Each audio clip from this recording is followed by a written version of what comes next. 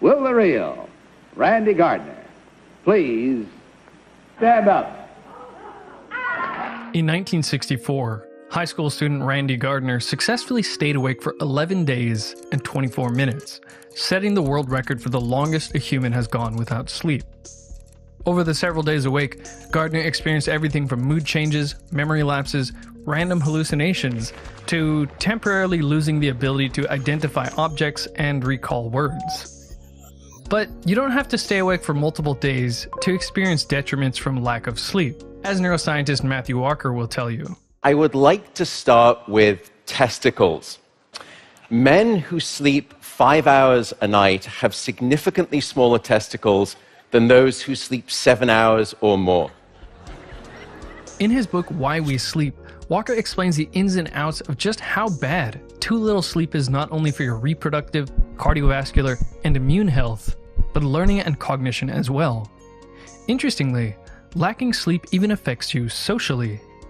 So we just published a study demonstrating that sleep loss will trigger viral loneliness. As Walker is explaining here in this interview with Rhonda Patrick, this paper he authored demonstrated that people are much less comfortable with people standing close to them after they've been sleep deprived. They even put people in an MRI scanner and found that the brain is lighting up in a way that makes you more suspicious of people and less able to understand their intentions. Now, one of the things that was striking to me that Matthew Walker said was that you cannot recover a sleep debt. You can't just catch up on sleep by sleeping for 12 hours on a Saturday after 3 nights of sleeping poorly. So, if we only have one chance at sleep, then sleep quality, or the efficiency of sleep, must be very important, even if you're getting the recommended 8 hours a night. There are many things you can do to improve sleep quality, and I've discussed this in another video. But what I've been curious about lately is sleeping posture. What is the best position to sleep in, and what is the best kind of pillow? Or should we even use a pillow? This question has bugged me for a while because I've tried all kinds of pillows, including this thing that's supposed to keep your head from rolling to one side, but I've never been 100% satisfied.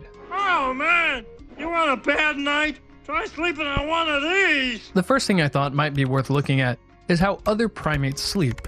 A quick Google image search of sleeping primates shows a lot of them sleeping on their side. As Charles Nunn explains, what the great apes have in common with humans is that they all build some sort of comfortable nest or sleeping platform each night. Humans have different bone structures from apes, of course, but I still thought it would be interesting to consider the position that they sleep in most often. This 2015 study monitored the sleeping patterns of 5 orangutans for 2 years. They found that orangutans spent 3 times more of their sleeping time on their sides than they did on their backs. Now, while digging into human research, I had trouble finding many papers specifically looking at how sleep position affected sleep quality. And I couldn't find any papers comparing sleep quality when people used a pillow versus when they didn't use a pillow. But we can of course use a bit of logic and make some inferences based on the data that we do have. So I figure a sleep posture that promotes sleep good quality would have to 1. Prevent snoring, and 2. At least not impede the glymphatic system. For now, let's look at snoring. What's happening during snoring is that airflow is being partially blocked by tissues in the airway, as evidenced by a snoring sound. I think more often than not, people would assume that snoring is mostly a nuisance to one's sleeping partner, and the effect on sleep quality is not enough to cause alarm. However, a study from 2003 looking at 1,144 school children separated the kids into either always, frequently, occasionally, and never snoring. What they found was that in the kids, snoring always was significantly associated with poor academic performance in mathematics, science, and spelling. And snoring frequently was also significantly associated with poor academic performance in mathematics and spelling.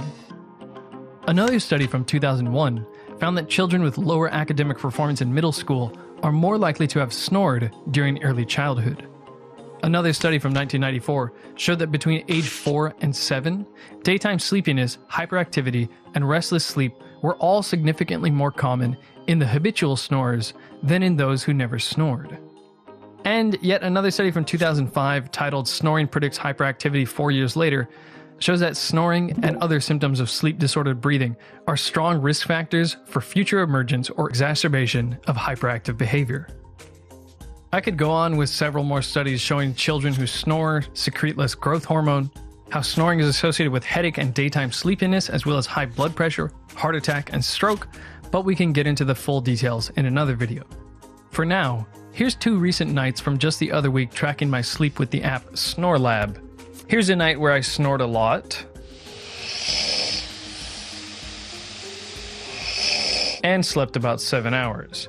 And here's a night where I slept less, about 6.5 hours, and barely snored at all.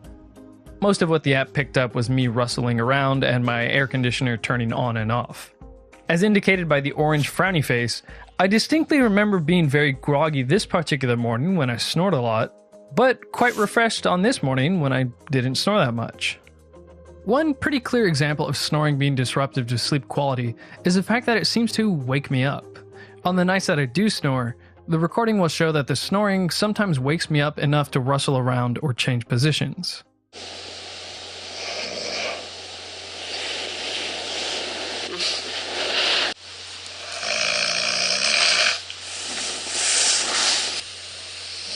Wow. Wow. This 2013 review on positional therapy in position-dependent snoring explains that it's often observed that snoring is usually worse when sleeping on the back and better when people are sleeping on their side. And several papers have shown that sleep apnea gets worse when people sleep on their backs. During the American War of Independence and later during World War I, soldiers were advised to wear their rucksacks on their backs while sleeping to keep them on their side and avoid sleeping on their backs. This would prevent snoring and making their position known to the enemy. Papers from 1984 and 1996 found that people snore worse on their back, and this one 2013 study found that snorers snore less on their side. So far, it looks like sleeping on one side, or at least avoiding sleeping on your back, would be good for sleep quality.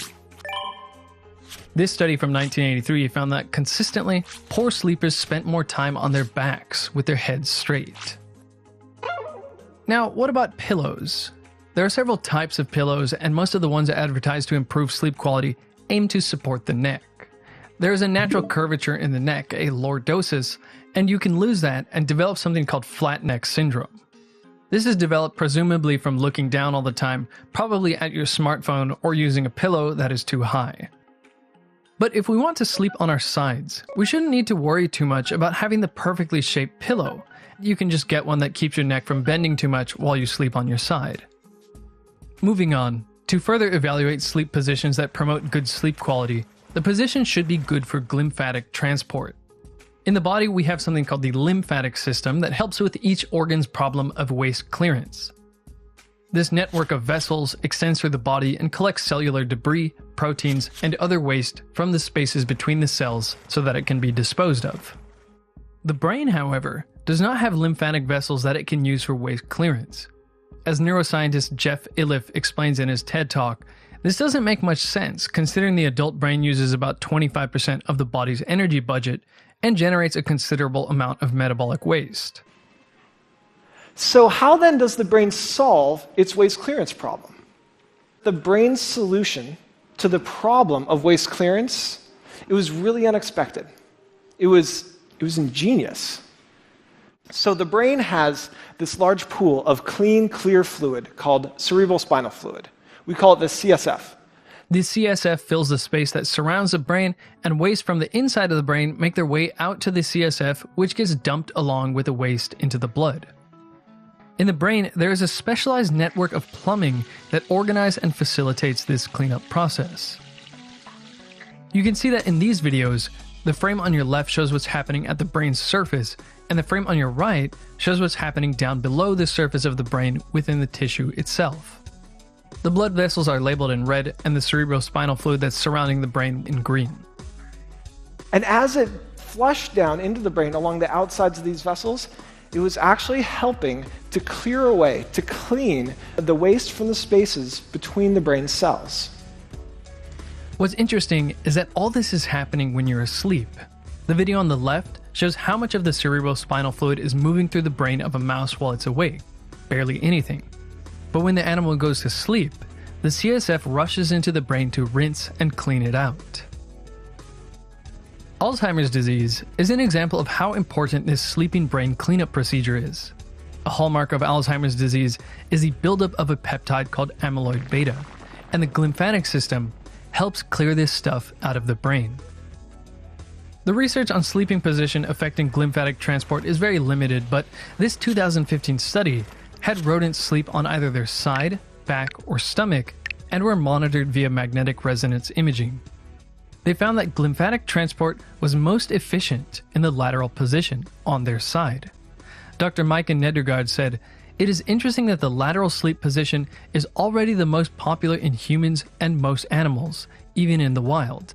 And it appears that we have adapted the lateral sleep position to most efficiently clear out the brain of the metabolic waste products that built up while we are awake." One interesting thing about this study is that it specifically looked at the clearance of Alzheimer's protein amyloid beta and found that the removal of it was most efficient in the side sleeping position. Now, this is just in rodents, but this study was looking at how sleep position could affect neurodegenerative disease in humans. This study strapped a small device with an accelerometer to the patients' heads to monitor what sleeping positions they were in and for how long. They found that spending more than 2 hours sleeping on the back at night was significantly more frequent in those with neurodegenerative disease. Those with neurodegenerative disease spent nearly twice as much time on their backs while sleeping. Controls spent about 30% of their sleep on their backs, and those with NDD spent about 50% of their sleep on their backs. The Hadza of Tanzania are often interesting to look at, as their lifestyle is thought to be similar to that of prehistoric humans. I couldn't find studies specifically on their sleeping position, but this brief video talking about a study on the Hadza's sleep patterns shows most of them sleeping on their side. So the data is limited, but it's enough at least for me to want to try and sleep on my side more. However, the problem is you can't just say, okay, time to sleep on my side because Ulysses McGill said so. How's my hair? People unconsciously change their sleeping position multiple times throughout the night. One study found that over the course of one night, subjects change their position as many as 20 to 40 times per night. So how can we get ourselves to stay on our sides, or at least bias ourselves to select that position more often as we rustle around at night? In 1984, the journal Chest published a letter written by a patient's wife. She had cured her husband's snoring problem by inserting a plastic ball into a pocket sewn on the back of a t-shirt to prevent her husband from sleeping on his back. In fact, there's a type of therapy called positional therapy designed to keep patients off of their back. They use all kinds of things, from a backpack with a softball inside to a ball and a sock on the back, to a shark fin type thing, to alarms that ring when you roll onto your back. So, what if pillows are making sleeping on our backs artificially too comfortable? That is, let's say you lay down to sleep, but you simply don't use a pillow. Laying on your back might become a little less comfortable now that your neck and head aren't cradled in a cushy, comfortable cushion. What's going to be the more comfortable position? Probably sleeping on your side because you can support your neck with your shoulder or a pillow made out of your arm and hands. Surprisingly, there was one paper that addresses this directly. In this paper by Michael Tetley titled Instinctive Sleeping and Resting Postures, an Anthropological and Zoological Approach to Treatment of Low Back and Joint Pain, he argues that forest dwellers, nomads, and tribal peoples suffer from few musculoskeletal problems because they sleep in a natural posture without a pillow at night. According to Tetley, he has organized over 14 expeditions all over the world to meet native peoples and study their sleeping and resting postures. They all adopted similar postures and exhibited few musculoskeletal problems. He says tribespeople often do not like having their photographs taken, so he demonstrates most of the postures himself. What was interesting about this paper is that none of the positions he's presented show people sleeping on their backs. So the data on this topic is limited, but based on what I did find so far, it seems that the side position is the better position for cleaning out your brain and preventing snoring from impeding your sleep. And ditching the pillow might be the way to get yourself to spend more time in that side position. That's the idea anyway. It'll probably take some time to adjust to sleeping without a pillow, and I'm not saying this is realistic for everyone. If you don't snore and you wake up feeling refreshed and are without back or neck pain in the morning, there's probably no need to change your routine. Also, maybe you could figure out some other way to keep yourself on your side during the night without ditching your pillow. Actually, I've been sleeping without a pillow for about a week now, and I can't say I'm waking up drastically more refreshed, but I haven't woken up with a stiff neck or back yet, something that would usually happen every other day. But I don't really know if this way of sleeping is keeping me on my side like I was thinking. So I'm planning to track a couple of weeks of sleeping like this with a wearable device, and hopefully one of those baby monitor type see-in-the-dark cameras.